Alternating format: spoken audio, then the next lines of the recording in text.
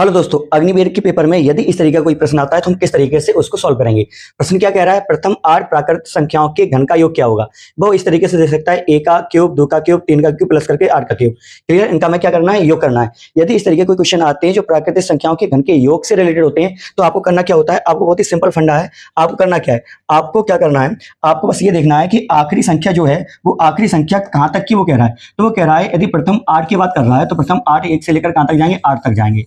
तो जो आखिरी संख्या है उस संख्या को लेंगे हम, ठीक। इससे हम क्या काम करेंगे, अगली संख्या को लिख देंगे और बटे में लगाएंगे हम 2 और पूरे का लगा देंगे हम स्क्वायर। क्लियर है, क्या काम करेंगे, आखिरी संख्या यानी जहां तक कि वो कह रहा है उसको लिखेंगे। फिर हम क्या काम करेंगे, अगली संख्या को लिखेंगे, बटे में कितना लगाएंगे हम 2 लगाएंगे और पूरी का क्या कर देंगे हम स्क्वायर कर देंगे। 2 से काटेंगे तो कितने बार जाएगा, 4 बार जाएगा और 9 चौक कितने हो जाएंगे 36। और 36 का जो वर्ग होता है वही इसका क्या होगा, आंसर होगा। और 36 का वर्ग कितना होता है आपका 1296। यही क्या इसका आंसर है। क्लियर है। इसी ट्रिक से आप हमें ये बताइएगा 1 से लेकर 20 तक की जो भी प्राकृतिक संख्याएं हैं उन संख्याओं के जो घन है उनके योग क्या होंगे। क्लियर है। जय हिंद, जय भारत।